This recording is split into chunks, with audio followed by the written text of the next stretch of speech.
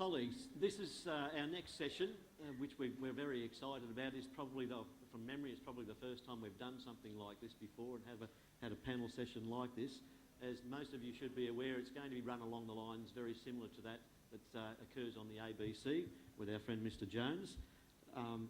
There are a few rules that we're going to have to go through initially, but before we do that, I'm going to pass over to Rob, who's going to give you some technical information about the Twittering. Thanks very much, Jim. Not too much to say. Those of you who have been tweeting during conference, it's been great to see your comments about conference and the different sessions. But so that we didn't have, during this session, all the tweets about the conference generally, we've changed the hashtag so that we can have a conversation just about this particular session.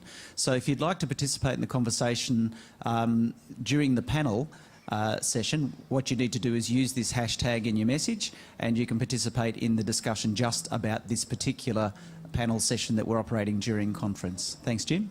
Thank you, Rob. So, colleagues, I'd now like to, first of all, thank all our panel members, particularly, if you like, our volunteer group. Parsi obviously has been here as a keynote speaker, but our other 5 guests are volunteers and we certainly appreciate their time. So can I begin with Parsi? If you could please come forward. And as we all know, Parsi's already done a couple of keynotes and he's the Director General and Minister for Education of Finland.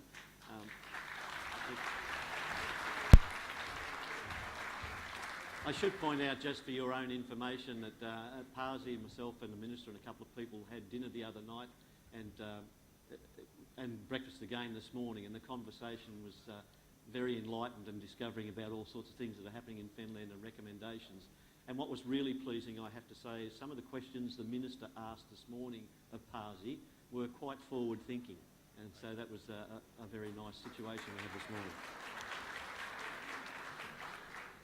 Marilyn Parker. Well, we all know Marilyn, who's an absolute champion of public education through her media and her author work. And Marilyn has had some health issues, I have to point out, most recently, and we're just absolutely delighted that you've come, Marilyn. And we hope that we can get you through the whole session. So could you please welcome Marilyn?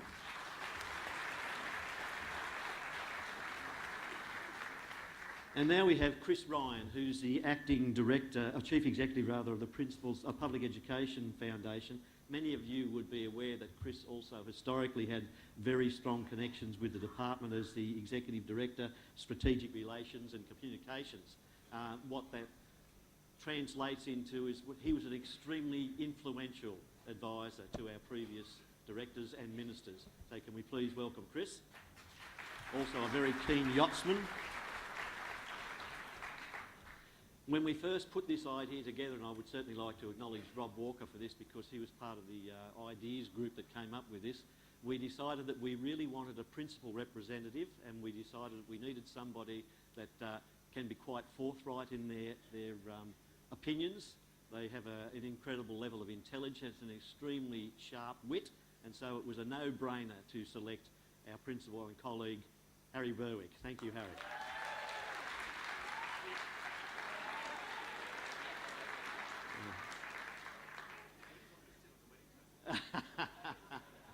Your pick, Harry. You go.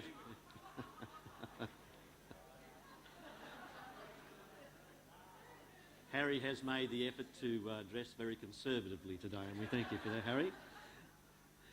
Next, of course, we have... I'm not sure Parsi was ready for that, Harry, but anyway. Can I now, of course, introduce Anne McIntyre, who we all know and love dearly. Anne is Director of Professional Learning and Leadership Development.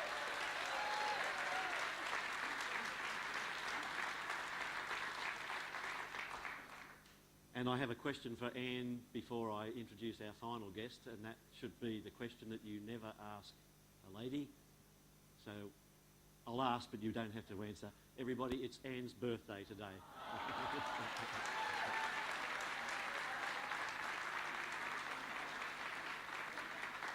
So I'm not going to divulge your age, Anne, because I actually don't know it, so I was keeping...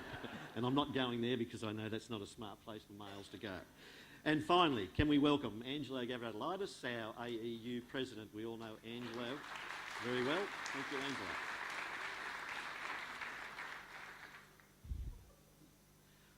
right, ladies, colleagues, the topic here we know is called Principles, Architect of a Brighter Future, or Pawns in a Bigger Game, and obviously you would be aware, particularly with some of the information that Parsi has discussed with us over the last couple of days, about what the huge changes that are occurring in public education.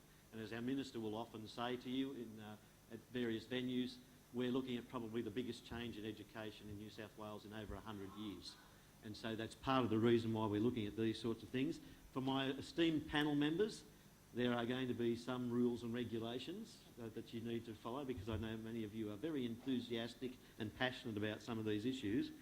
We've begun, colleagues, by I'm going to allocate each question to 2 people on the panel, but I'm sure that there will be occasions where the other members of the panel may well have some input.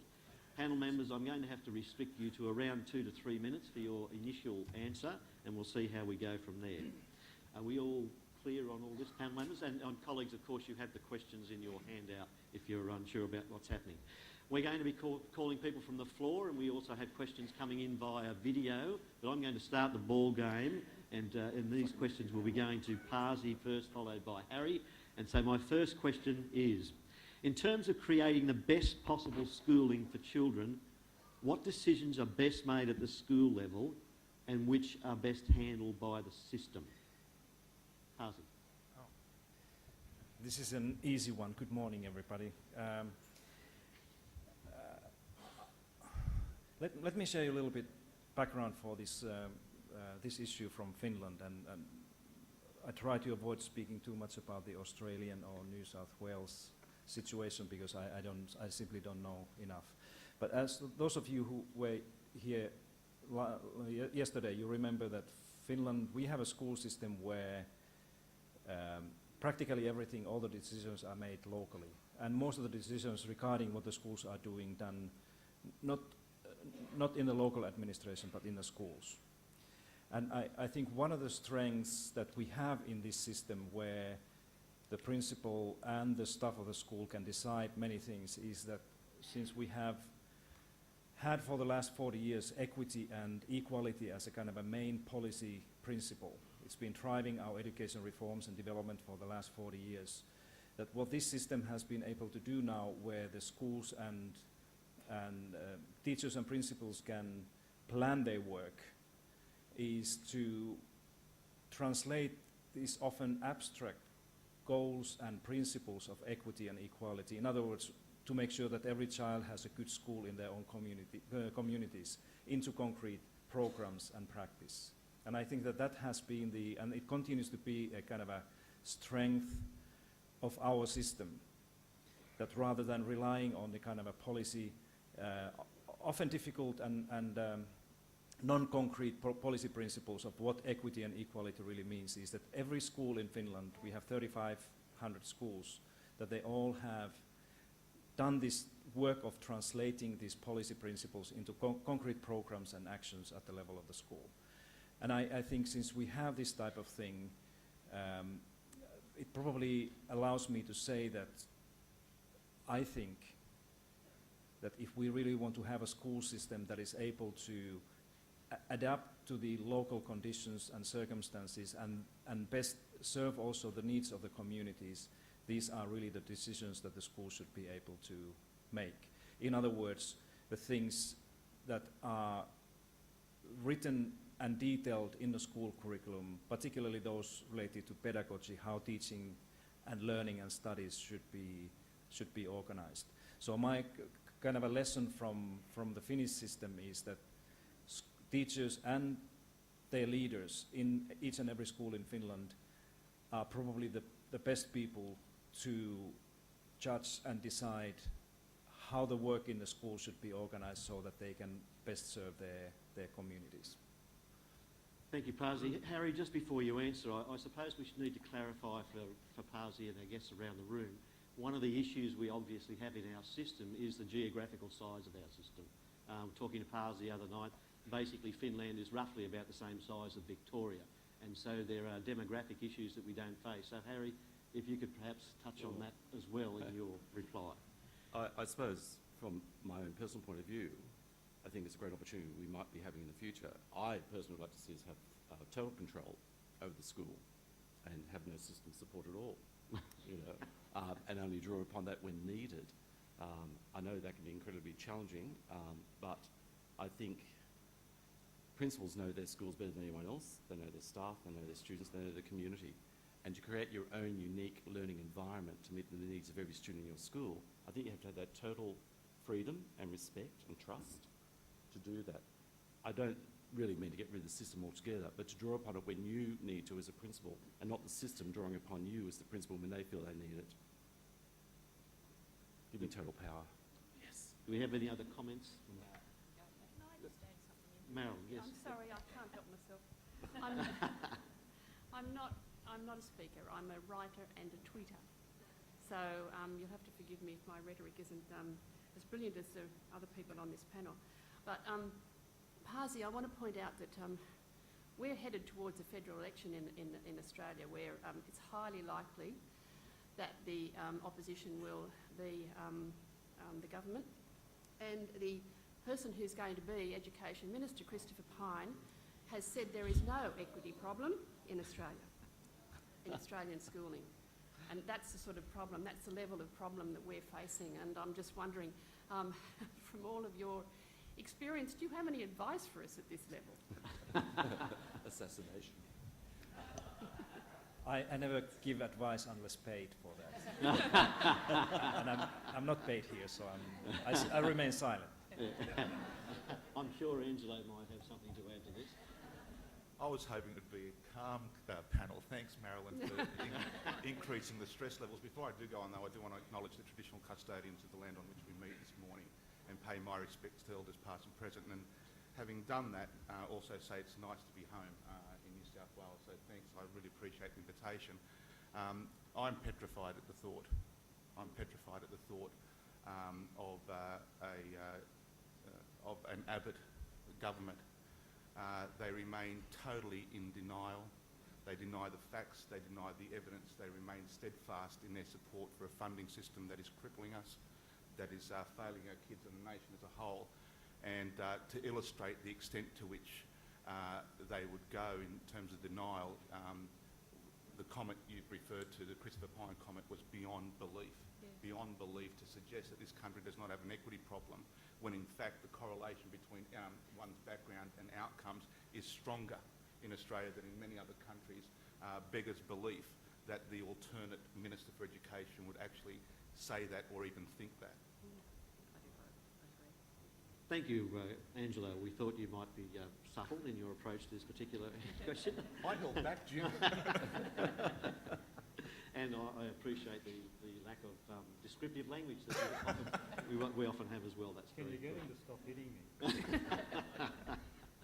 Chris, just before we moved on, as a previous Director of Communications and Relations and so forth, do you see any concerns here where we do have such a large state system that turning over to local decision making is going to cause some issues for us? Look, I think there are some issues, and there's issues management that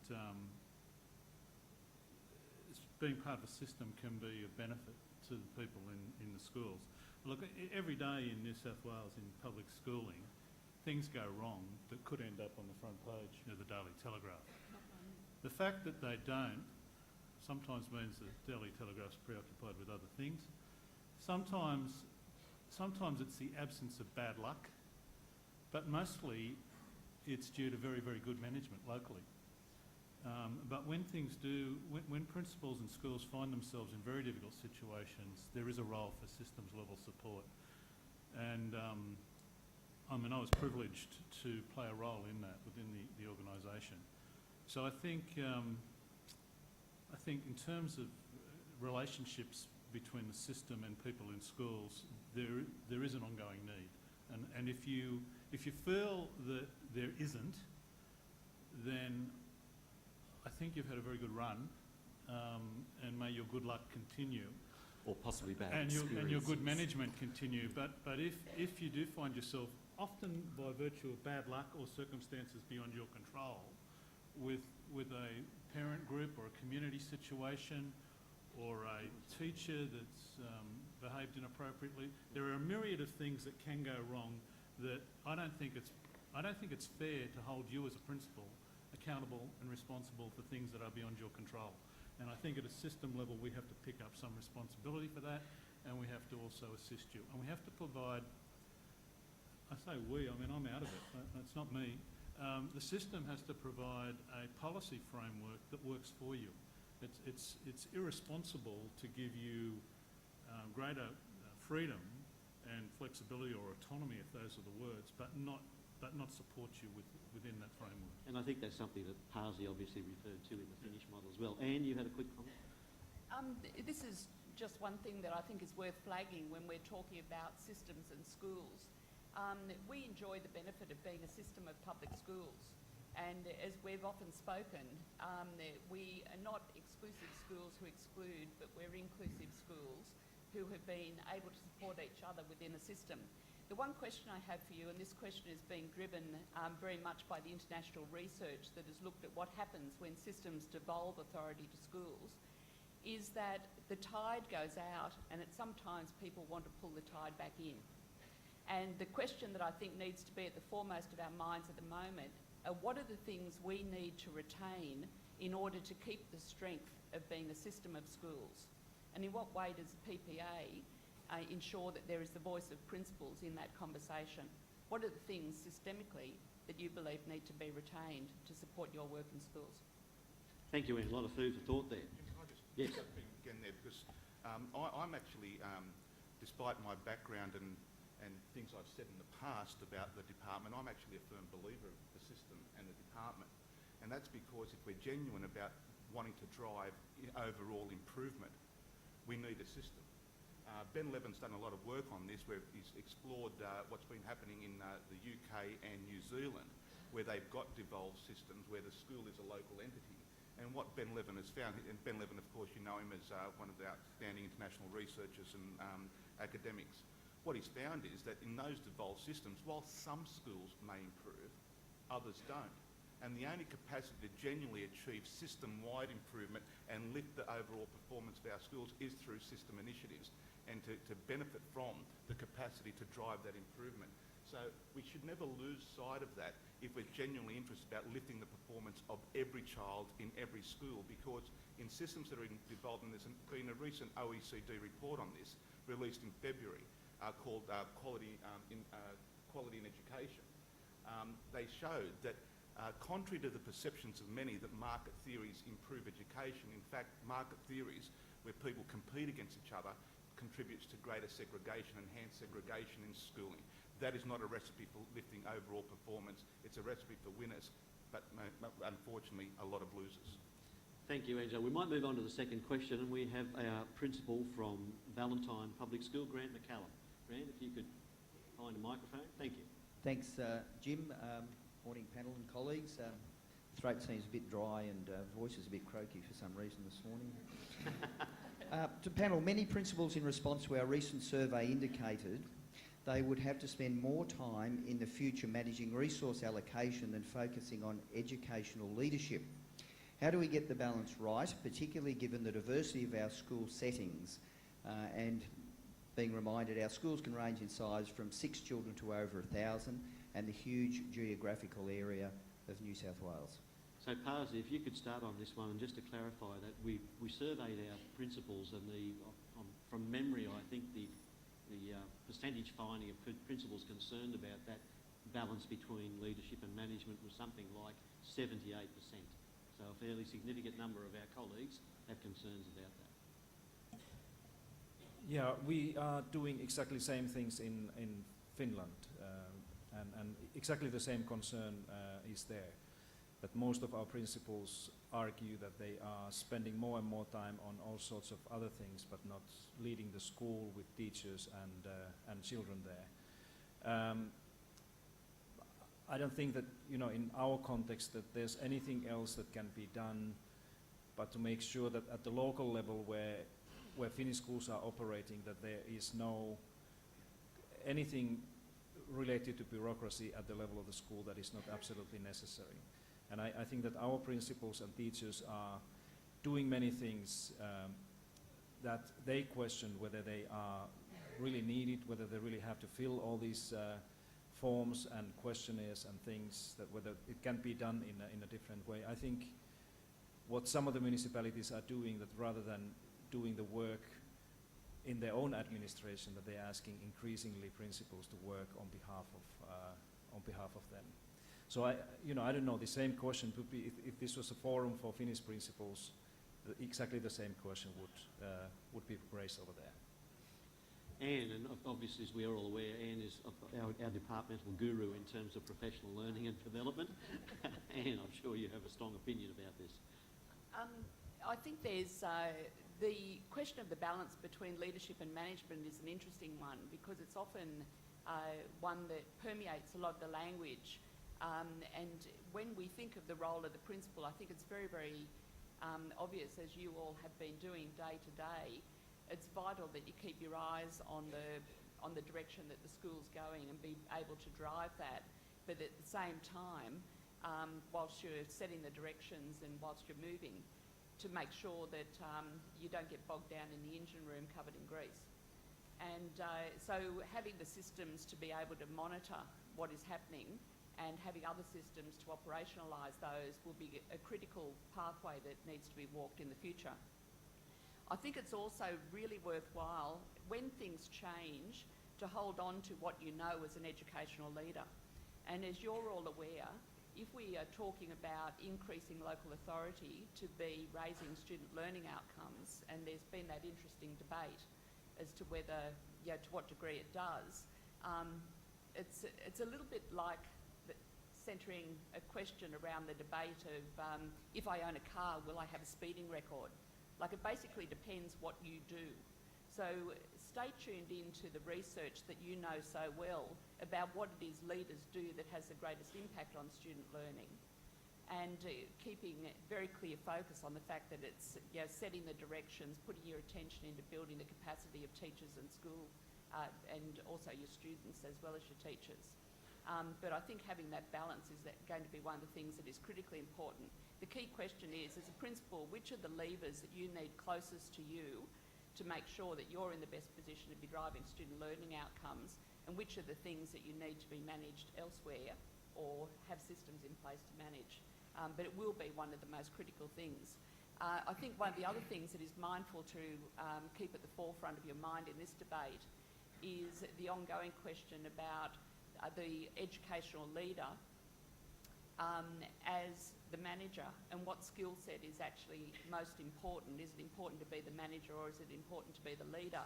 And within that, we need to stay very, very true to the concepts that we know, research-based, about the importance of educational leadership. It is you as an excellent teacher and the decisions you're able to make from that perspective that will have the greatest impact on your school. Harry, you're at the coalface, as it were. How are you feeling? I know you've got very strong views about these roles. How are you feeling about your ability to cope with the balance you're going to require in terms of getting that right? I think one of the problems is we talk as if all our schools are exactly the same, and obviously they're not. I'm blessed that I've got a wonderful, easy to manage school. That my students are focused because of their ethnicity and values of education. They value teachers, they value me, they value the school. But I've also worked in bloody challenging schools where I spend most of my time counselling children about their behaviour, working with parents with marriage breakup or suicide attempts or the plumbing going wrong. And every school is unique. And if we're going to retain a system, it's got to be flexible enough to meet the needs of individual schools and individual teachers. Personally, I don't need a system at my school. I'm fine. But I know that many of my colleagues are facing daily battles all the time that take them away from focusing on education. And from my experience, I've only been a principal for 16 years, I don't find the system is flexible enough. They have the rules and mandatory regulations, and there's sometimes no compassion, no understanding of the uniqueness that principals face in their jobs in unique communities. And that's what I find frustrating at times, and when it's a bureaucracy, I find it's very hard. And also, the resources that we call upon change so quickly, with people, rightly so, taking leave or retiring, but sometimes the people that replace them may never be in a school or may have never taught for many years and have not kept up to date. And so when you're trying to get support, the support can be seen as tokenistic maybe, and just ticking a box and I've told you what the policy is. That's what I feel. Thanks, Harry. Marilyn, if you don't mind me asking, I know you have some very strong opinions about this. You've written at length about it. What are your feelings about it? Do you think there's going to be too much pressure placed on principals as a result of local autonomy? Well, I think what made the big difference, and you can correct me if I'm wrong, is a $1.7 billion cut to state funding, and you're the ones who are going to feel that. We're talking about a couple of $100 million, if at the most, that's going to be cut from the private school sector. You're the ones who are going to feel that cut, and it's directly, it's your support directly. And you know, I get so sick when I hear people talk about we're getting rid of the what's the term, bloated bureaucracy. I mean, that's what makes your job easier. And I fear, I'm in great terror about what's going to happen to the New South Wales public education under these cuts. And I'd like to add another little bit about the role of principal and how things are changing.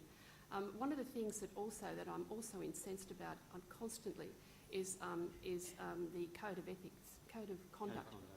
It's appalling. It is so out of date. You know, if you're going to overhaul the system, if you're going to take on more responsibility, dump it. You know, be active, get rid of it.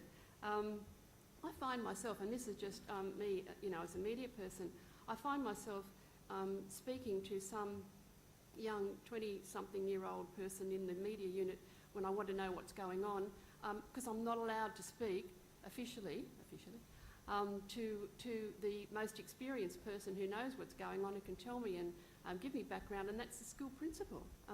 And I know principals have often said to me, they're frightened, but why are you frightened by it? I'd love to know. No, I don't think anyone's been sacked because they've knocked up against the code of conduct. In fact, I have to tell you, two of the most active, personally, politically active principals I know, and they're probably both in this room, just ignore it. And I think it's come to that stage where you really have to have a look at all of that. If you're going to take on these responsibilities, all I can say is I'm trying my best. I'm trying what I can do, and I'll keep on trying to help you when you go through. It's a very, very terrible period that you're going through. Thanks, Mel. Ignoring the code of conduct. Now, this is a brilliant segue into Chris. I just make one. Historically speaking, I'll just make one comment. As a former bureaucrat, it is often easier to get forgiveness than it is to get approval. Which means just do it. You know,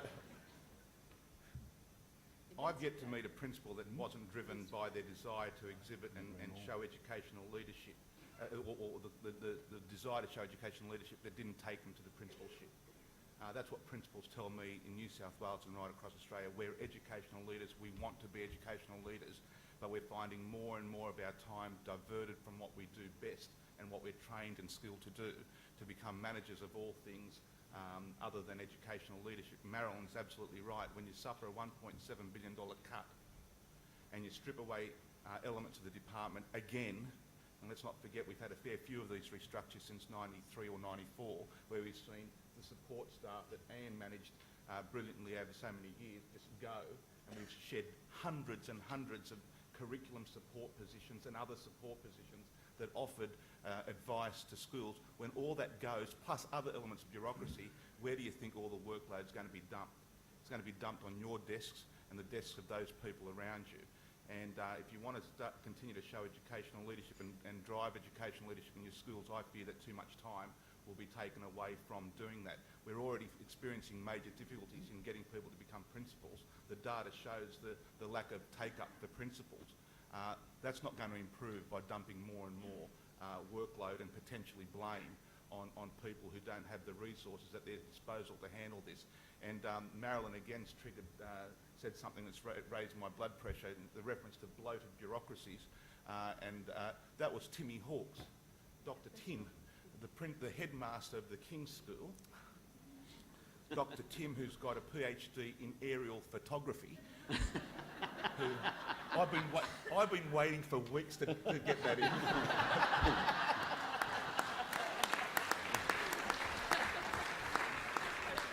Before we become too critical about that, colleagues, it could mean that he's able to see the big picture, but that's another thing. No, you're wrong. I'm sorry, Jim. That's all right. He That was a dad joke, I'm He sorry. needs to go up in an aeroplane to see the vast expanses of the King's Schools, which has got 17 cricket fields. But he wrote about the bloated bureaucracy, and if you haven't seen it, Lindsay Connors wrote a piece which just tore him apart. Because he describes us and our system having a bloated bureaucracy, when in fact, on his staff, he has all those people to offer the support, HR managers, bursars, accountants and marketers. We're talking about millions of dollars, and he wants to lecture us about bureaucracy and the loss of support for our schools and ultimately you and our kids. Please spare us, just spare us. Thank you. Look, we're going to move on to what I'm assured is going to work perfectly, Rob. We have a question from the field, if you like, and can we go to the video, please, Rob?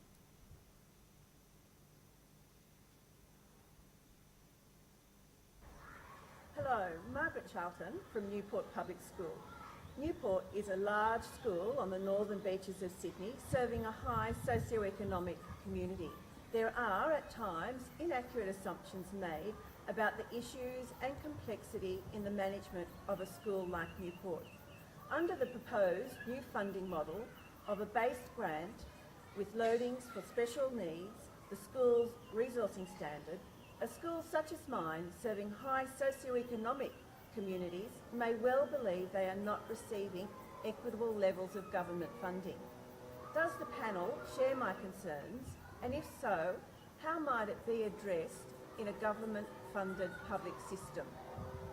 Marilyn, if we could start with you on this one. I suppose, colleagues, I should just probably add a couple of issues here to clarify the question. We all know that RAM funding is about to arrive on our doorsteps, and it's going to be looking at Margaret loadings Charlton and from so Newport forth. Public. Thank you, Margaret. She's in the room as well. That's the wonder of video. Yes, so we've got that RAM issue coming in. We've had an issue, if we look at Early Action for Success, which was a program that was overseen by Ken Boston and the management group there, where we were pushing the line that we wanted those extra resources in terms of literacy and numeracy teachers coming into our system on an individual child's needs basis, but it was a government decision to look at the usual low SES and so forth formula. And so all those issues link in with this question as well, I think, Marilyn. I think Margaret was talking about Gonski, but she said the school resourcing standard. But I mean, bring on Gonski, bring on Gonski. But yeah, be concerned.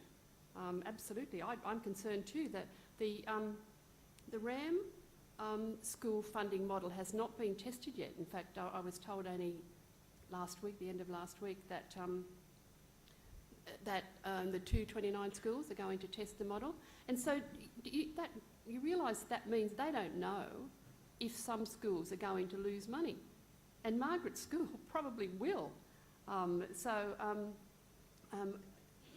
mean, what's happening with you is you're having imposed on you an untested funding model with the Barry O'Farrell RAM State School. And it's coming.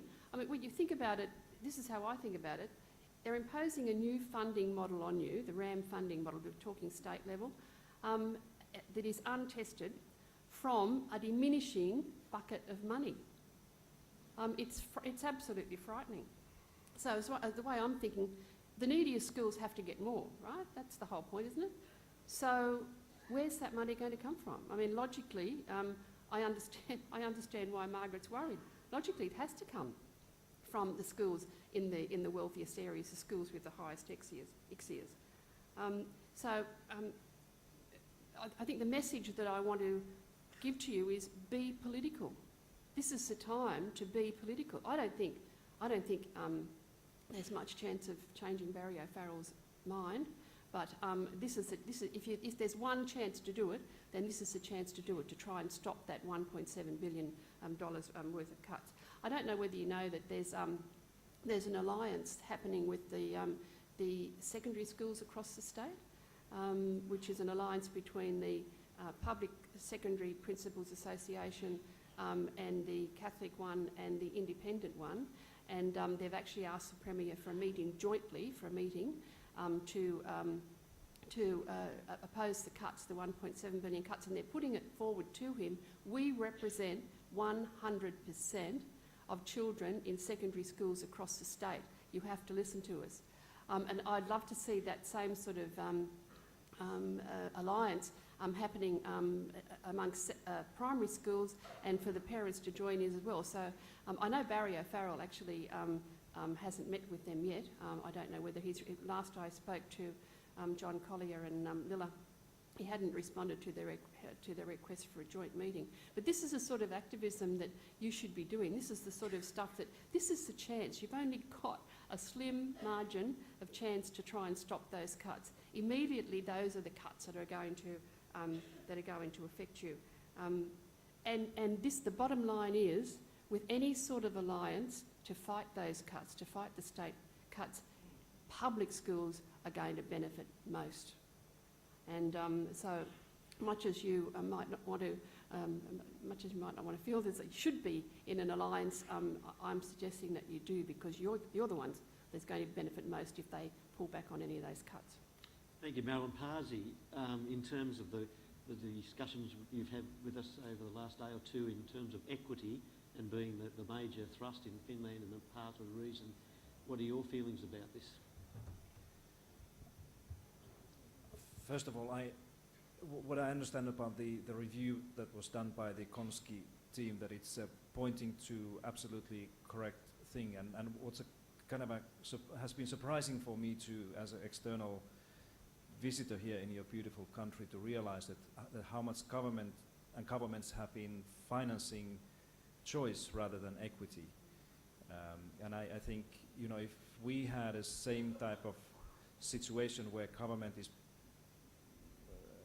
putting more money on private schools that should go to public schools, that would not be very well seen in Finland. I must say that we have interestingly exactly the same type of situation that you have here. We have also 1.7 billion Australian dollar budget cuts that this government brought along for the period of 4 years. This will primarily go to higher education and upper secondary education by reducing programs and cutting institutions, not so much on primary and lower secondary education. But I think it's, when I look at the situation here, how schools are funded, that it's absolutely necessary, from my point of view, is that the additional resources will go to those schools that have more needs than others. But I understood from at least the conversation that was here in the spring, that the authorities have been promising that no school will lose their funding. Barry O'Farrell hasn't. Of course, this is something that I don't know whether this is just a lip service. Can I just make that point? Barry O'Farrell hasn't promised that. Correct. So Julia Gillard has promised that under the Gonski funding, but we have so far. Barry O'Farrell has not made that promise. And remember, it's the public schools that are going to suffer. One of the concerns we have, colleagues, obviously, and you'd all be aware that since the announcements were made early in the year before the budget cuts, when the announcement were made about realignment, one of the lines that was being pushed fairly strongly by the Minister and our DG was the fact that 70% of funding would be going into schools under a RAM model, as opposed to the current 30%. I'm sure Angela has probably got a comment now about the fact that while those comments were made at the beginning of the year or earlier in the year before the budget cuts, there may be some concerns about the size of that 70%. Well, 70% of a budget that's been decreased by 1.7 billion is not the 70% that they were referring to. Jim, I'm really enjoying Marilyn's call to arms and the rallying calls. I'm liking this, and I think it puts a lie to the political spin, and I get quite tired of it, the political spin about principal autonomy. When you get threatened with the code of conduct for daring to represent the needs of your students and your community, for being threatened with the code of conduct, as I understand occurred in one district, for daring to have some community events to support schools funding reform by Gonski. An email went out by a district superintendent telling the schools you're not to do so because that's a political event. And of course there was interventions. I called Michelle Brunigis and asked whether she wants to deal with it or whether we'll deal with it appropriately. And a correction email went out from the regional director pretty quickly. But that's the test to me about principal autonomy. You know?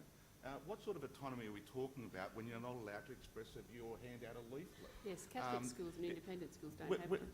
When they announced the cuts to the Catholics' independence, overnight, the bishops called on all principals to get out there and lobby and tear the house down, and they did. They do, that's right. When it comes to our system, though, you're told is to shut your mouths. And indeed, there was no holding back.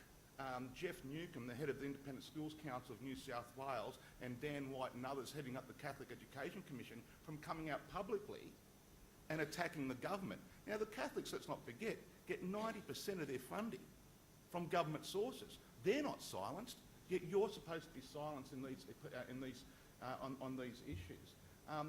It's just atrocious that we do not have the public voices that administer the system coming out to defend the needs of our schools, our kids and our communities. They don't do it.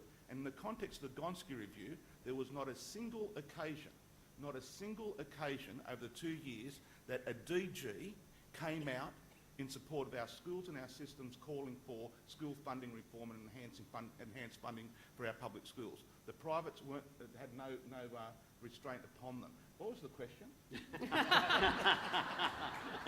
Angela, I'm going to leave it there because this is actually a good segue into the next question. And could I call on Jenny Griffiths, please, our principal from Kempsey East, to ask the next question? I'm going to ask you to reply to it first, please, Chris, because Angela has partly answered it, I believe. I'll have another go. Thank you, Jim. The Prime Minister has stated that every child post-Gonski should have equal access to a high-quality education. This raises questions about equity. Australia, currently amongst developed countries, funds non-government schools at a higher level than any other nation. How do we ensure equitable opportunities for our key constituents, public primary children?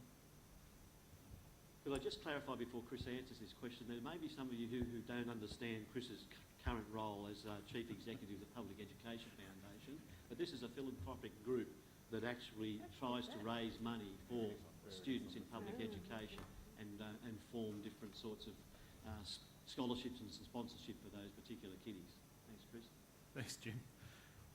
Look, I'm very conscious that I'm sitting next to the person who has probably done more in relation to supporting public schools through the Gonski Review and the responses to the Gonski Review than anybody else in Australia. And this guy knows this stuff inside out, so my comments will sort of fall a little bit away relative to what Angelo's got to say, I'm sure. But Angelo is right, again. The bureaucracies across Australia have been benign in relation to Gonski. And that kind of reinforces, I think, what Marilyn's saying about the public sector has not had a united voice or even a number of voices that have been harnessed in this area. And we need to reflect on that and think about it a little bit. If as some people in government are saying, we're heading into a new era, well, this new era might have a different role for the architects of the future. So I think there's a bit of reprocessing to go on. Just in looking at this question, I kind of personalised it a little bit. As a boy, I went to Guildford Public School. I then went to Fairfield High School. Every day of my life, I'm indebted to the teachers I had who gave me opportunities. I was the first kid in my family, and not atypical at that time, to complete secondary schooling. I was the first person in my family to complete university.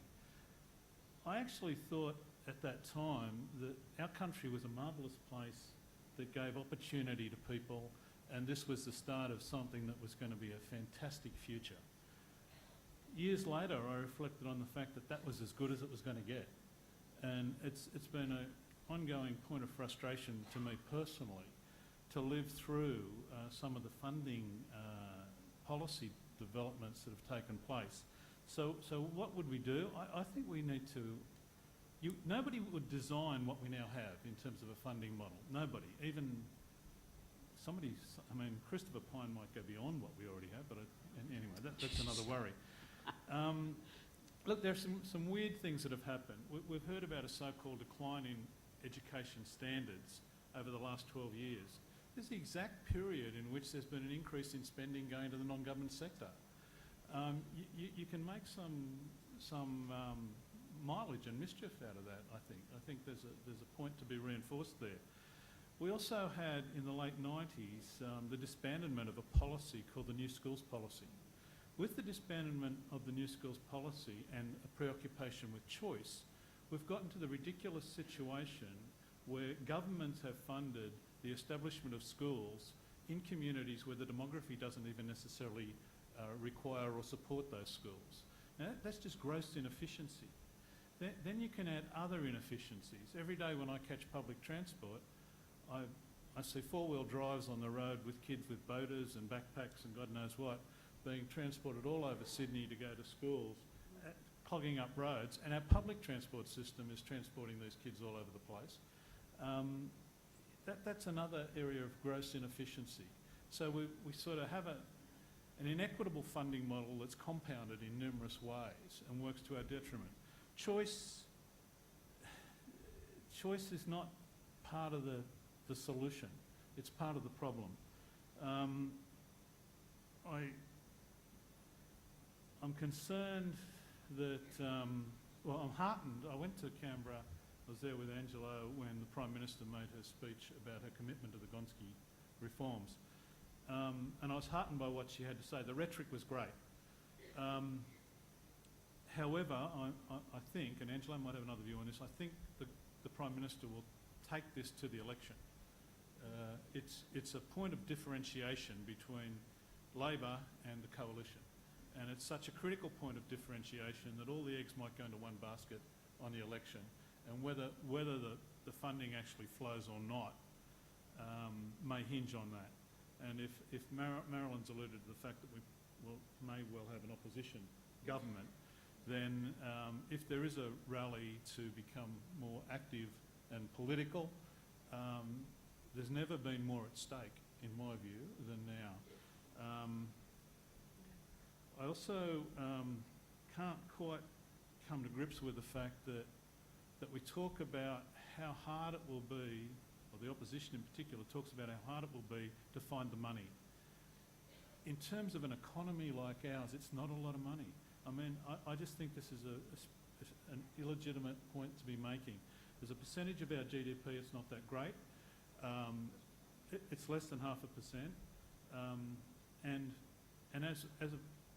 if we've got a future fund, if we don't invest in the future of our kids, what are we going to bloody well invest in, and what's the point of what we actually do?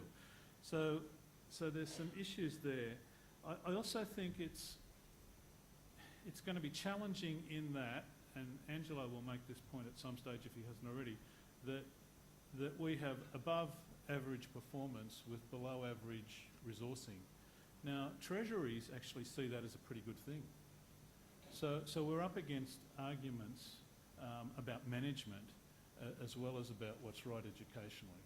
So I'll leave it at that. Before I flick to Angelo on this, I'd just like to talk to Pasi very briefly. In my conversations with Pasi over the last couple of days and information he's provided us with, it's quite obvious that regardless of who is in the chair or in power in Finland, and at times they may have a coalition of 3 or 4 or 5 different parties, they will play with all sorts of budgets in basically every area of society, bar one, education. Pasi, a comment?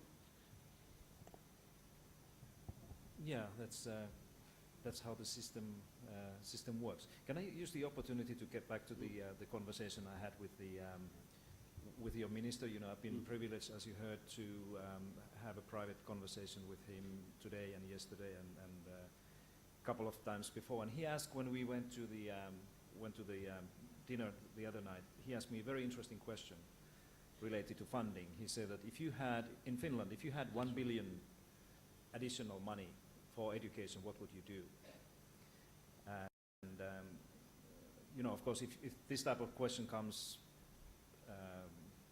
out of the blue, it's a kind of a difficult thing to say. But what I replied to him was something like this: that we would probably spend the money on 2 or 3 things in our system. That is a fairly well funded, just like you said, that Finnish system, we are funding our education, public education system very close to the, what is the OECD average, whereas the Australian system is quite heavily underfunded, as you said, although the results are good. I said that I would probably, we would probably spend money on 2 or 3 things that are directly related to enhancing and improving equity in our system. One of the things that we would do is to put more money on early childhood development services.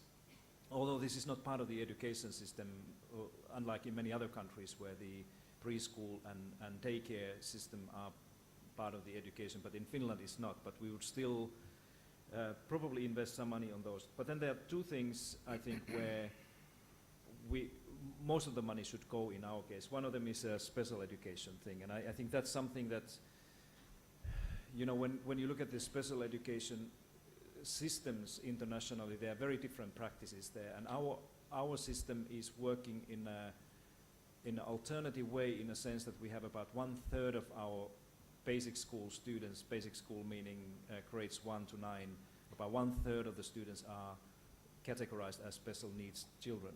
And so it's a very expensive system, and whenever there's a shortage of money, the funds have been cut from special education, and that's something that has to be probably here as well more heavily funded. Then the third area that is again a kind of an expensive but necessary thing if we want to enhance equity, is the overall well-being services during the school. And this is something that many visitors to Finland often recognize, that how systematically every school everywhere in Finland all the time are taking care of the well-being aspect of education, providing healthy meal, school lunch for everybody, every day, everywhere, healthcare, dental care, mental services, all this counseling. Every school has to have these services. And again, when the municipalities in Finland are running short of money, they cannot remove these well-being or student or the pupil welfare services, but they are reducing them, which is a kind of a difficult thing for the equity thing. So coming back to this equity question, how do we make sure that every school is serving all the children well here and everywhere? I think we have to, I don't know exactly here, but in many other places, we need to rethink what are we talking about when you talk about equity, and what are the things that we are including in our conversation when we talk about education. There are many countries, like I came from the United States last week, and there are many people who think that these things that I mentioned here are not part of education. It's somebody else's responsibility, but not the school. And in Finland, we think that this is one of the first things that every school has to do, is to make sure that the children, all the children, are feeling well, and that they are fed and happy and ready to, you know, move on. Otherwise, all these dreams and goals that we have set will not be met and fulfilled. But I think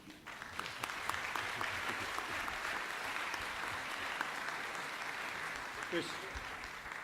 Just one other little point.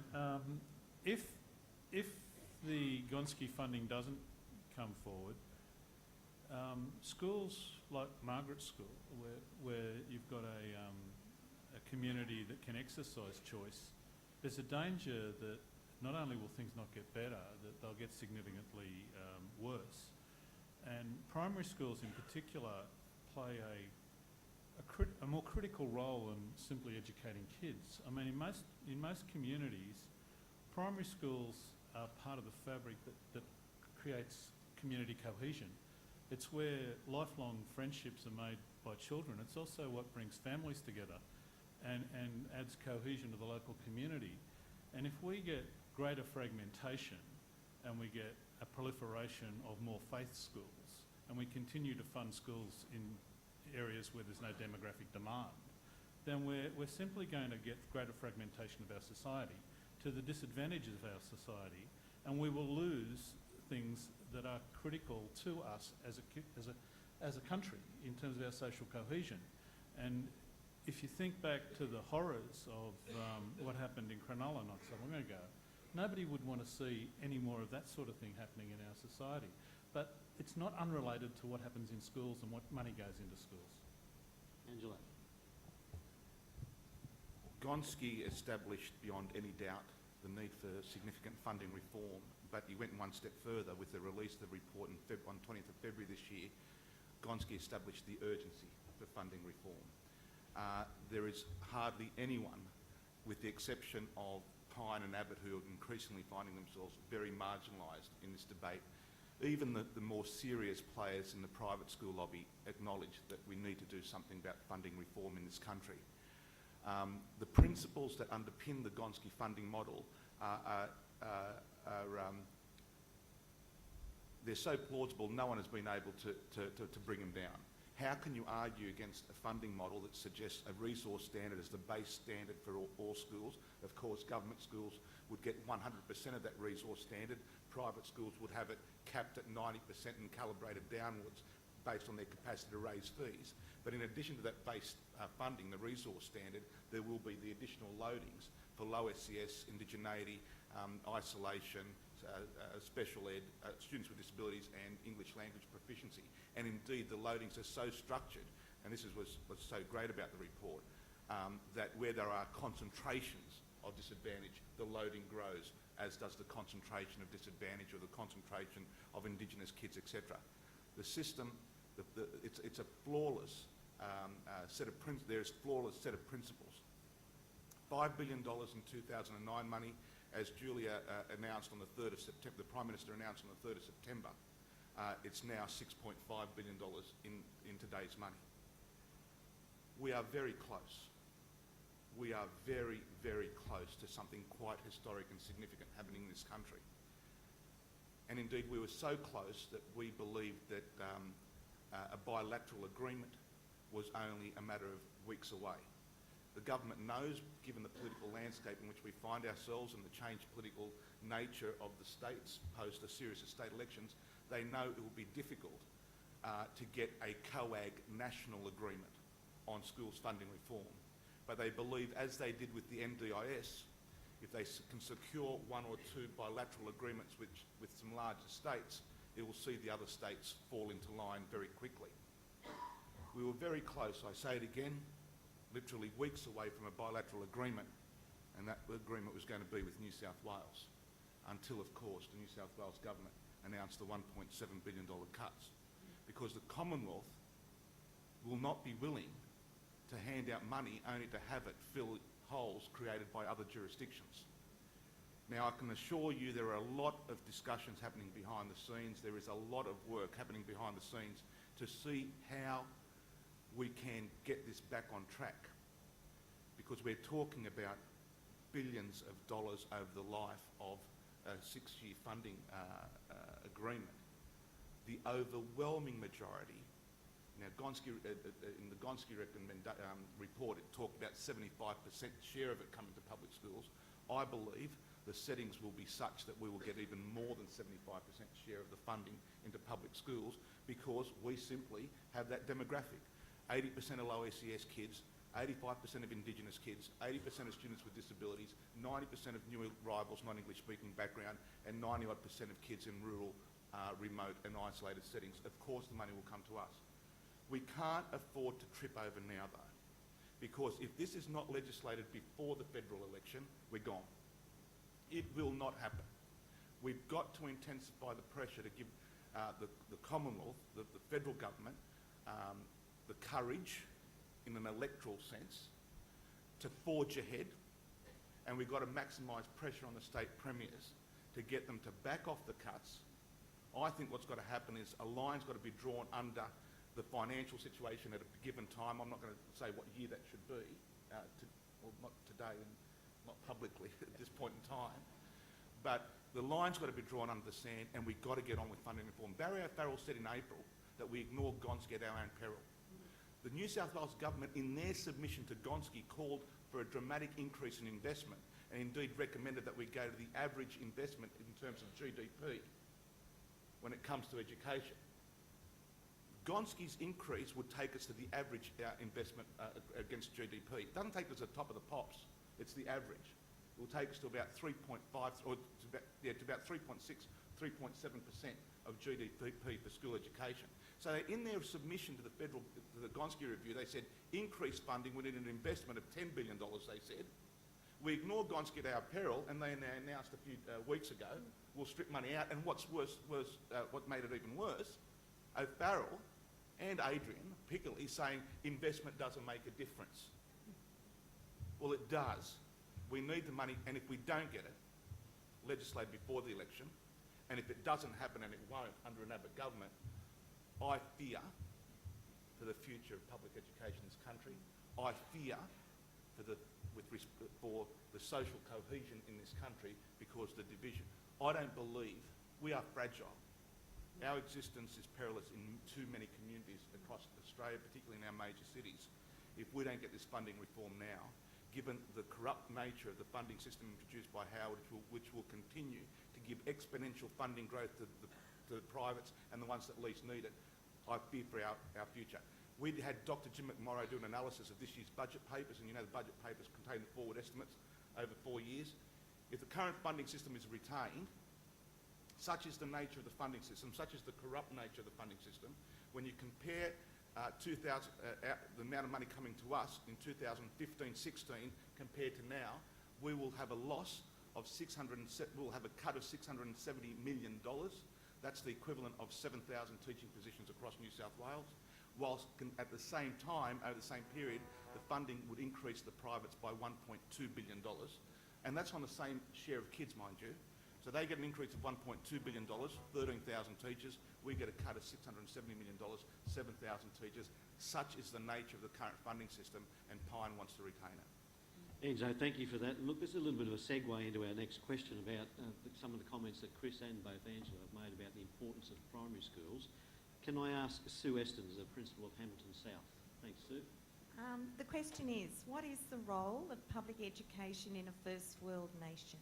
And Marilyn, I'm going to ask you if you could address that first of all, because we know you're a very strong advocate. Well, you know, as usual, I'll be very parochial and very political. But healthy democracies need a strong quality public education system where everyone, any child, no matter where they come from, their background or their individual circumstances, get the same opportunities to grow and to develop and to learn and to eventually be happy contributors back to the society. I actually love the way we're becoming more educated as a nation, and one of the things that sort of brought it all home to me recently as to how astute, clever, critical thinkers our young generation have become, thanks to you, is the recent thing that happened with Alan Jones, and I don't know whether you followed that. It's just so amazing, the fallout that's happened to Alan Jones and his career and with the old media. But what happened was a young man, 22-year-old, took offence, as we all did, at the terrible comments that Alan Jones made about the Prime Minister's father, and he started a Facebook page called Sack Alan Jones, as a 22-year-old would do, you know, start a Facebook page. And as an afterthought, he added on a change.org petition, and if you don't know anything about change.org petitions, please go and look it up, because this is the tool of the future, and this is the sort of tools that your young constituents are going to be using. It's basically a petition site where you go on, you set up a petition which has an action to it, and the action to this particular petition was to complain to Alan Jones's advertisers. So every time someone signed the petition, letters went out to all of Alan Jones's advertisers complaining about his terrible comment. And you probably know what happened. Eventually, the advertisers left. I mean, 110,000, I think, people signed that petition, and it's growing, still growing, and it melted the servers of some of the advertisers on Alan Jones's program. Of course, lots of them quickly pulled out and made statements damning the comment. Eventually what happened was the station pulled all advertising from his show. I don't know whether that's changed. It probably will eventually. But I mean, this is the power. This is what This is a result of a good education, the critical thinking and the activism, and that's what I love. That's what we've got. And I don't know whether Nick's his name, the young man. Oh, he was also helped, by the way, by and the Twitterers out there would know this.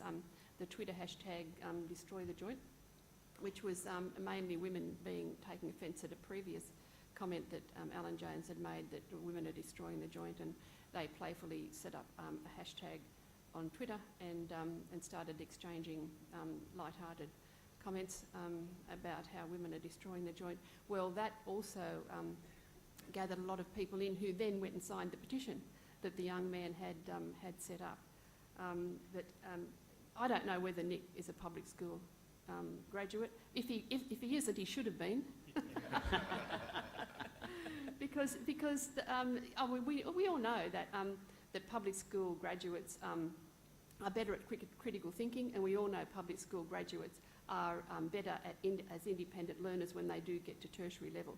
So he's 22 years old, doing a degree. He'll probably be famous forever for that action that he took. But over the last 20 years, I've been writing the education column in the Daily Telegraph, and people often tell me that that's an oxymoron in itself.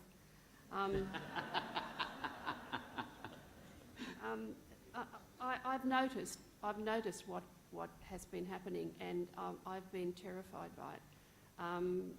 The gradual diminishing and marginalising of public schools has been horrifying.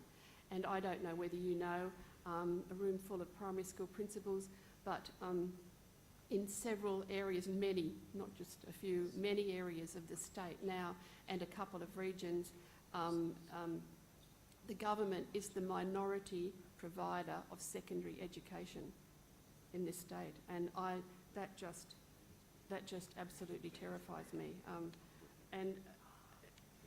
But I think that more of a worry immediately to me, you know, it compounds, is the $1.7 billion cut.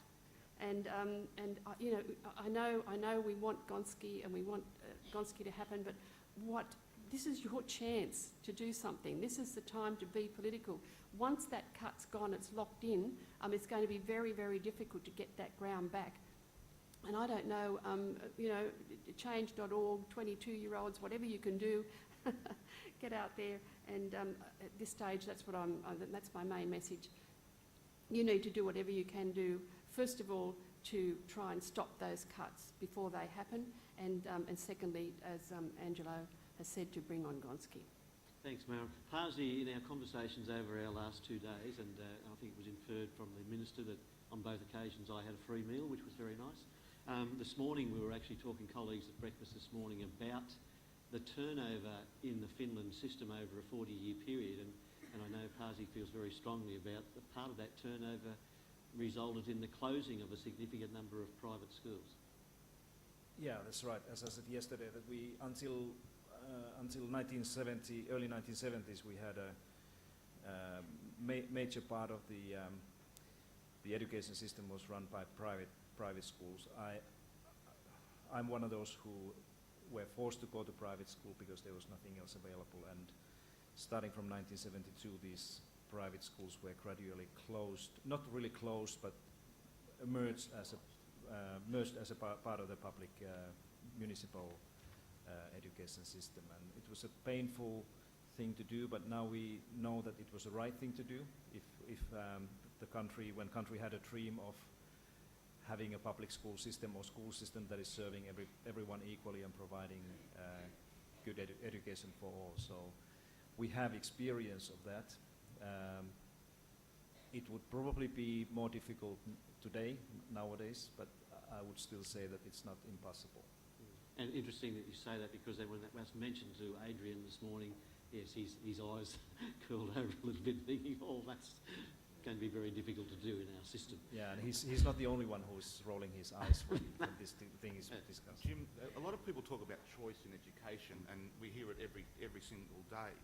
But when you strip it all away, kids have only got one right when it comes to schooling, and that's enrolment at their local public school. That's their fundamental birthright. So if we're serious about equity in this country, public schools must set the standard for high quality education. we can't talk about equity in the provision of education unless public schools, given that's the right of every child and that's the right we've got to protect, must set the standard for high quality education. In the absence of that, parental wealth will be the determinant of the quality of education. And I was reminded of that again just yesterday in the US, and some of us, following the US presidential elections. Mitt Romney recently said that he believes that every child should get the quality of education they can afford.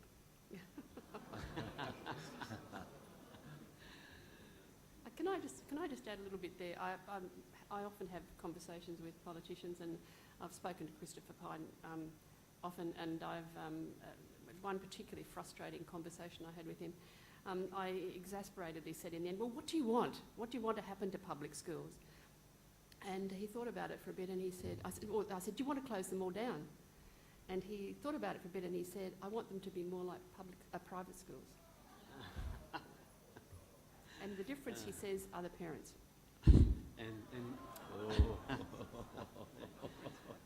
Other parents. Yeah, that's right. And it's just a scary thought, for everybody. Look, can we move on to the next question? And again, we're going back to our technology, and this question comes from Chisholm Block. All right. Thanks, Rob. Morning, panellists and colleagues. Welcome to the New England region in northern New South Wales and to Gunflat Public School, which is 2.5 hours by car to Tamworth and 8 hours by car to Sydney.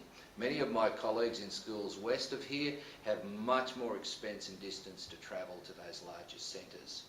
1/3 of New South Wales primary schools are small schools in rural and remote areas, many of them. Many of our larger primary schools, most of our central schools and some of our secondary schools are also classified as rural and remote. If, as we're often told by educational institutions and studies, our students in rural and remote settings can be up to 2 years educationally disadvantaged when compared to metropolitan peers, how would the panel suggest we address such serious inequity?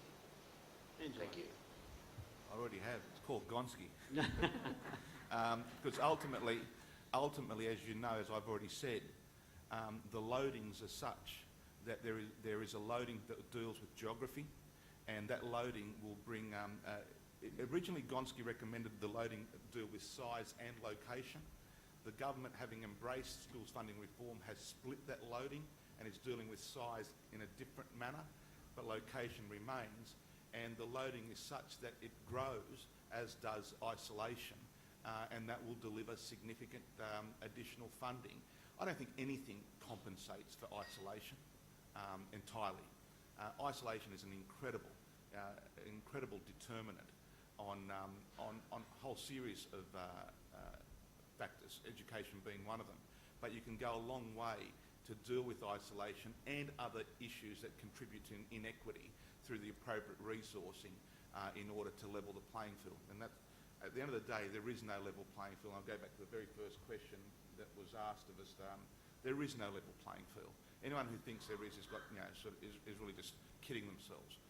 If we're serious about how schooling can address inequity in order to give every kid a chance, we've got to compensate to deal with those contributing factors by appropriate resources, targeted, as Gonski has recommended, and implemented in such a way in our schools with programs that will give kids those chances to achieve their full potential.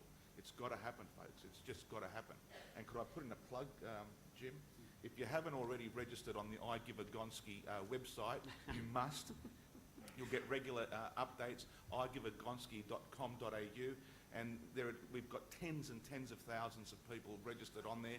And there's also the I Give a Gonski Facebook page. It's one of the biggest, most subscribed Facebook pages when compared to other organisations. I think there's 25 or 26,000.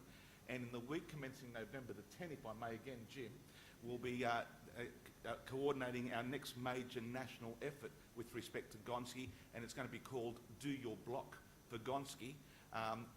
We've provided leaflets where people can download, or if you want more than 50, we'll send them to you, and you letterbox your block. So we want everyone around Australia to do your block for Gonski. Go to the website and order your leaflets, And in terms of protest action, November 18, I think it is here in New South Wales, on Sunday, the protest action against the $1.7 billion cuts at Tumbalong Park at Darling Harbour.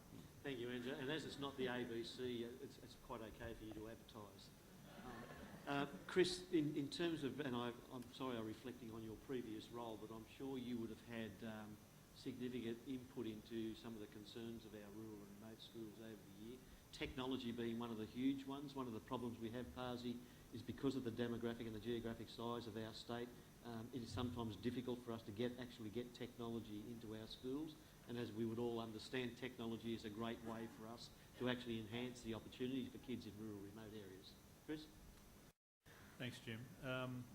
First of all, the tyranny of distance continues to exist. And Parsi has acknowledged there's a significant physical and geographic issue that we're confronted with. Also in our rural and isolated schools, as many of you will know, and I see one or two faces in the audience where I know you live this day in, day out, the concentrations of disadvantage are at their greatest. And there's also, where there are those concentrations of disadvantage, there's social issues and community problems, so that this is one area where the solution goes beyond the school gate. But on the bright side, or the positive side, we are fortunate, I think, in New South Wales that our State Minister actually comes from a rural community, and he has articulated a priority in this area, and he does acknowledge the issues, and he's got a political imperative locally in that acknowledgement, but that ought to be able to be leveraged. There's also, I think, particularly where Indigenous issues are paramount, it struck me over the years that this is where the department, the government, and indeed the union movement has been prepared to allow for more, less formulaic approaches to things. And hopefully, and some of the more recent things in this area may break some ground. I mean, as somebody who has been immersed in the bureaucracy for a long part of my career, we tend to continue to fund stuff within formulaic frameworks that doesn't work, where the outcomes show that what we're doing isn't good enough. And sometimes our solution is to build more of that in. So you build on what's not working with some sort of blind faith that something good will come of it. In some of the Aboriginal learning arrangements that are currently being explored, the formulas are being put aside. And I personally would like to see the system support more opportunities for things to take place that the system can learn from. So to spend perhaps even marginally more on something that has the hope of working and is well evaluated, rather than continue to spend the same amount of money on stuff that doesn't work. And I think that's a bureaucratic challenge, a government and bureaucratic challenge. Just on Angelo's final point there about letterboxing reminds me, the first time I letterboxed on education issues was in the early 70s, and the issue was the defence of government schools. And we're back with the need to defend government schools. Thanks, Chris. Our final question, I'm conscious of the time, but we're going okay at the moment, comes from our Principal of School Leadership, Jenny Fogarty. Sorry, Jenny, thank you. The Australian Institute for Teaching and School Leadership has published the National Professional Standards for Teachers. Is quality teaching and learning dependent on better pre-service entry, higher Australian admission rank, 8R, more practical experience at an earlier stage of training, or employment based on achievement standards of standards, or salary structures that reward higher results? What do you think are the secrets that we need to unlock about ensuring a quality teaching workforce into the future? I'm going to, in a moment, colleagues, ask Anne to answer that because she has some fairly strong opinions about it. But I thought before I would do that, I would just get Harry's opinion about this. I suppose in simple terms, Harry, what are you wanting when a new teacher turns up in your school? Well, I think what we all want is someone who's intelligent, enthusiastic and prepared to give 110% to every child in their class. What I would like to say, though, is that I don't think, and I've been on interview panels for recently graduated teachers who've only had one practicum, and you ask them to talk about a great lesson, they give you a great dissertation about what they've done. So tell me about lessons and go, well, oh, I was at North Sydney Girls High School. Well, you had no bad lessons. And they've only had one practicum. And for the few of us in this room who are my age, when I went to a teacher's college, after 6 weeks, I had a 6-week practicum. And when I came back to teacher's college, about 20 of the students didn't come back. They gave up 6 weeks of their lives to realise it is not for me. What we're getting now are graduates who've spent 3.5, 4 years of their lives with a degree, a master's degree in education, and think, God, I've got to do something with this. This is a job. And, and then once again, we're talking about educational leadership as principles, and I'm spending more and more of my time making sure that every classroom has a quality teacher. And that is taking up more of my time. And once again, the system, I personally believe, doesn't support me sufficiently. And it goes on and on and on, and the emotional drag and the complication of the whole system just makes it bad. So what do I want? I want to make sure that if I get a teacher in my school to have enough practicums to know they want to be a teacher and not they're doing it because they've got nothing else they can do in their lives. Thanks, Harry. And also, can I say, I think we could come to an agreement. Most of my teachers are happy to have practicum teachers in their classroom. They love it. But they don't do it for the money. The money is stuff all. Anne. Just to qualify that a little bit more neatly than Harry does, Cruel. the amount of money that people have been getting for supporting a teacher through their professional experience has been the equivalent of being able to put some chicken on their salad sandwich for that week. Like it has been very, very low. What has been there has been an ongoing drive from educators, public primary educators, to support the development of the next generation of teachers. The figures of the people who are doing practicum experience or professional experience in public schools in New South Wales way outweigh the number who are in private schools. You have been carrying the load, and that's been a load that ultimately will be benefiting the students within the people coming into teaching within New South Wales. So thank you for that. But one of the things that's been critical there is that so many of you have told me that the reason you do that is because the people coming into teacher education, that's the first experience they've ever had of a public school, and that you need to crack some of those assumptions. There was a huge amount in Jenny's question, and we probably won't have time to fully explore all of that, but probably almost all of the things that Jenny mentioned can have an effect and can have a positive effect. But you've had the opportunity in your conference to have Parsi with you. I first met Parsi 2 years ago and had conversations with him about quality teaching that were extremely informative. And so I thought I might draw on some of the things that Parsi actually touched on yesterday, but I'll preface it with the fact that congratulations to the PPA for bringing Parsi here, because there are many people who no longer want to hear the story of Finland, because they say that it's too different. They say it's too challenging. They say that the policy implications are just too hard. So when I articulate this, I want you to be thinking, which of these bits are too hard?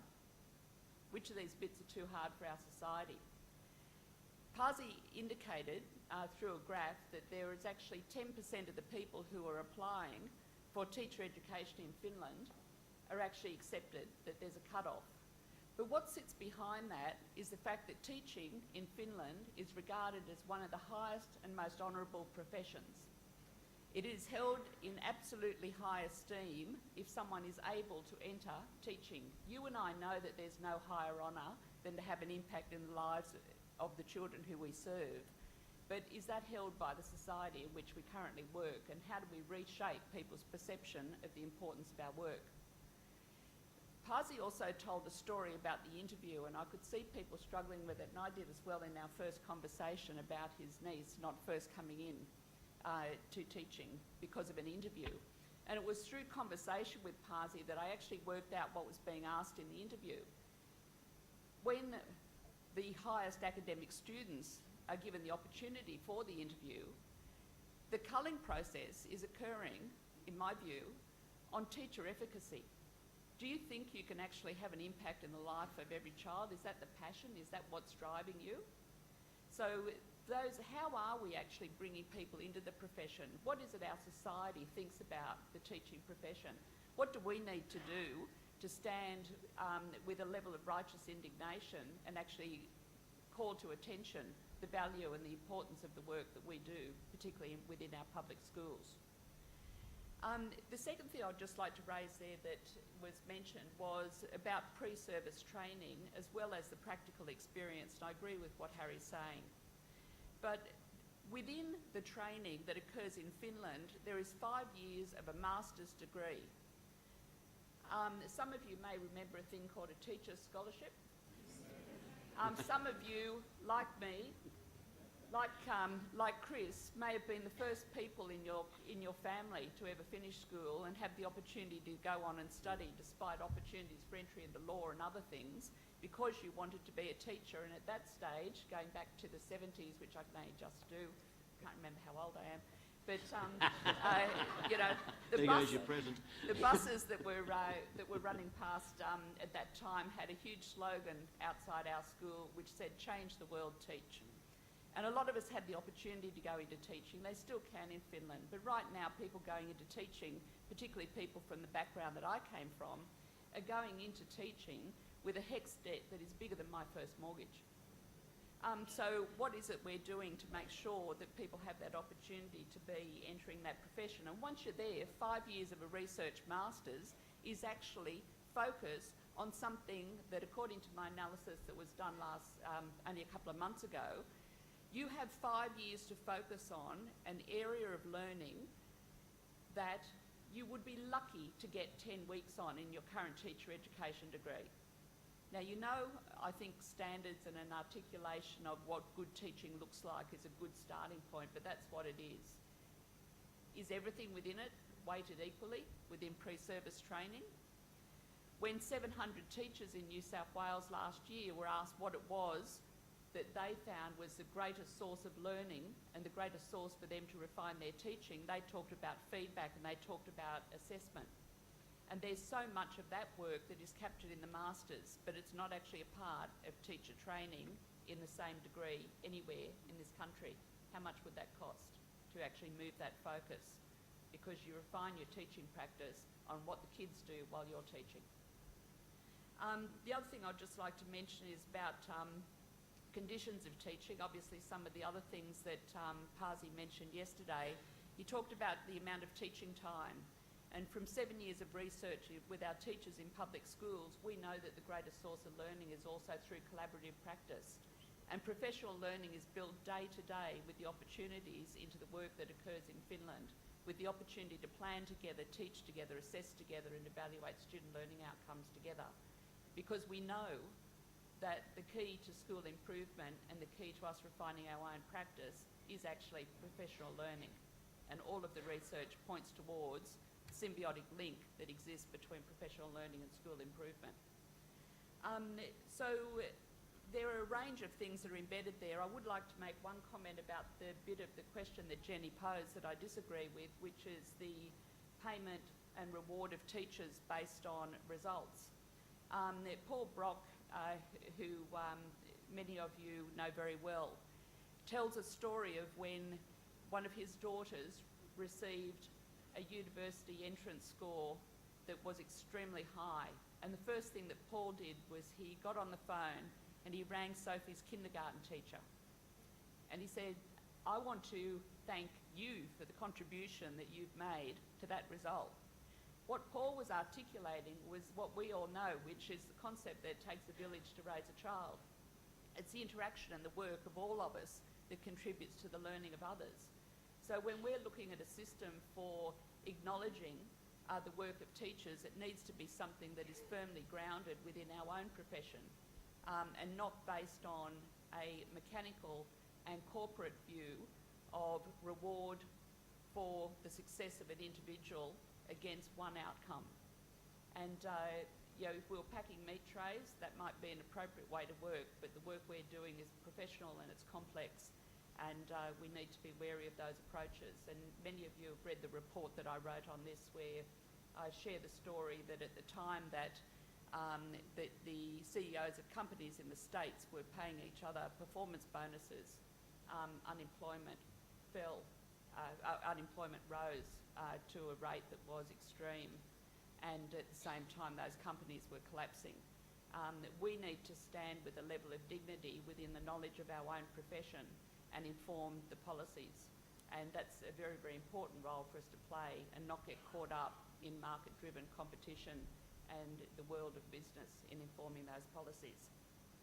One other thing I'd just like to say to wrap this up and hand over to Jim, is everyone got interested in the whole area of teacher quality. That's always been, as a principal, the nightmare I had in January every year was always, can I place as a primary principal, 30 children into a class, and will I know that they are all going to be getting an excellent opportunity for learning so that they can leave school with dignity, hope, purpose and options? How best can you construct that? We know that, and we need to be mindful of the fact that people outside of teaching got interested in teacher quality at a certain time, and they started defining teacher quality as the problem and not the solution. And as the professional educators, it's up to us to actually reposition that debate. Teacher quality is the answer, not the problem. Thank you very much, Anne. And colleagues, we're going to have to wrap it up there. Can I just say, things appear to look grim for public education based on some of the comments we've had in this discussion this morning. But I think the mistake that these stakeholder groups are having an impact on us is that they are going to make the mistake of undermining or undervaluing our resolve to turn this all around. And I'm sure as public school educators, that's something that's well and truly in our minds, and we will continue to make sure that we do that. Can we please acknowledge the incredible contribution our panel have made this morning?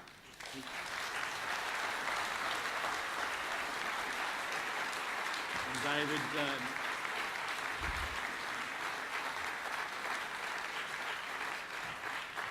David has a small gift for 5 of our panel members, as I mentioned this morning, our volunteers. I'm sure Pasi understands that he's been inundated with gifts, and that will continue until he leaves. So on behalf of everyone, can we individually thank Marilyn Parker, please?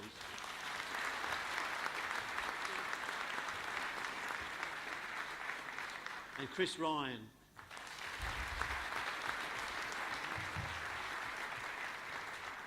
And I'm not sure where they came up with the expression, do your block, but I've got a fairly good idea where that may have come from. Angela Gavrilitis. And our professional development guru, Anne McIntyre. Thank you, Anne. And Harry for having the courage to be up here amongst such esteemed company. And finally, of course, Pasi Sahlberg. Thank you once again, panel.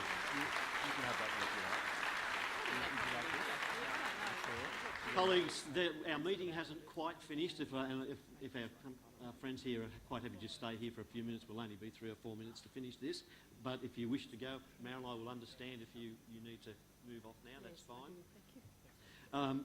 Colleagues, just very quickly, we've got a couple of other things in our terms of our agenda. We didn't have any notice of items at this stage, so if we move on to general business, I'd like to just pass over to Rob, because he has an announcement about our committee. As you would understand, our committee members work extremely hard, and we've got Mary Lambert retiring this year, and I'll make some more comments about Mary's contribution tomorrow. Rob, we've got a couple of vacancies being generated by that. He's got some information. Thanks, Jim. Just up on the slide at the present time, we have coming up, Terry Fisher is retiring as the performance coordinator for conference. Terry's moving over to manage the sponsorship coordination for us. We're looking for somebody to take on this role, and you can read, but I'll talk to you about what it's like to work on conference team. It's an incredibly professionally rewarding experience. You get to work closely with colleagues, and obviously this particular role on the committee relates to identifying students who can perform during conference for us, It does mean that you get out and see them beforehand, make sure that they're of the standard that we require for conference, and then you manage all the aspects through to their rehearsals and performance during conference. So I really am asking each of you to think about this role for yourself, or think about whether we have a colleague nearby who has the skill set and the networks to help manage this part of the conference. So please think about it. If you have someone in mind, the EOI will go out and call for people to express interest statewide. I have a more detailed role description available if you'd like to look through that. Thanks, Jim. Thanks, Rob. Colleagues, this session we can take recommendations to council. We can't use this session as a business session to pass any motions, etc. Is there anyone there that would like to raise an issue that could be taken to State Council at this time? Yes, we have. Could you use the microphone, please? And again, I apologise. It's very difficult to see individuals with the lighting the way it is. That's not a criticism, Rob. It's just the way it is. And so I can't really see who you are. Wendy Cheek, the Junction Public School. Sorry, it was... Wendy Cheek. Wendy, thanks, Wendy. Yeah. I was listening with interest with what Marilyn and Angela had to say, and I thank them very much for all their efforts of what's taking place on our behalves. Interested in Marilyn's information about the secondary principals aligning themselves with the independents, etc., etc. Is that possibly something that we could consider with the Primary Principals Association, as well as involving the New South Wales P&C Federation to be a very, very strong voice and a nominal number of people who are very, very worried and concerned about what our future is for our children? Yes, Wendy, look, that's something that's actually been underway. Many of you would be aware that at a state level, we are a member of the Public Education Alliance, which is a group made up of the P&C Federation, the SPC, the PPA, the Principals Forum and the Teachers Federation. And we've actually begun putting out joint papers on that. At a national level, and as I can see Norm nodding down here, that's certainly an approach that's being dealt with by our two national bodies, AGPA and APA.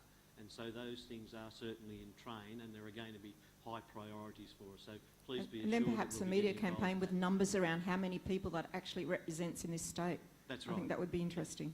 Thank you. And that's certainly high on our agenda. Any other issues that would like to be raised? All right, colleagues, just before I finish, can I just mention... I'm sorry? Oh.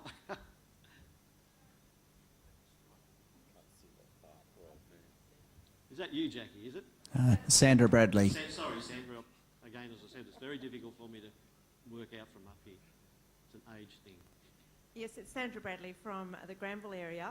When we had our discussion around the motions that were moved at the annual general meeting around the money, etc., the raises in fees, our principal group were asking why we don't have public in our name. We're the New South Wales Primary Principals Association.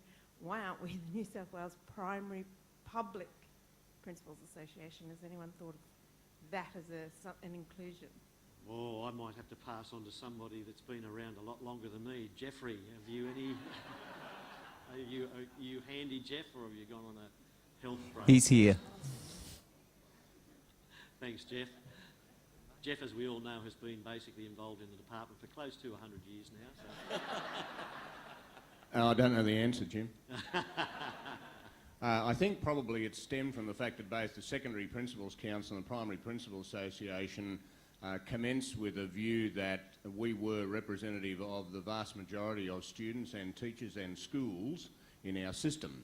And I think it was also partly because we wanted to approach the variety of politicians and say, we're representing the majority of your constituents. I think if we start delineating into public only, certainly Norm Hart, our national president's here, and we work very closely with the independent and Catholic sectors to pressure for primary education funding. So I think there's probably a little bit of a two-edged sword there in terms of whether we look at delineating our name as public only. We know who we are, and I think basically the message that we bring through is that we need one system. Oh, thanks very much for that, Jeff. But having said that, Sandra, that's certainly something that can be added to the agenda of the next state executive meeting, which will be in a week or so's time, so we can certainly add that to the agenda. And I'm sorry, is there anybody else now I've missed? Well, one last comment, colleagues, just in regard to tonight's reception, our reception for public education. As you would be aware, we normally have somebody do a toast for public education. That's going to occur again tonight. We're having the federal MP Jason Clare come along and do that.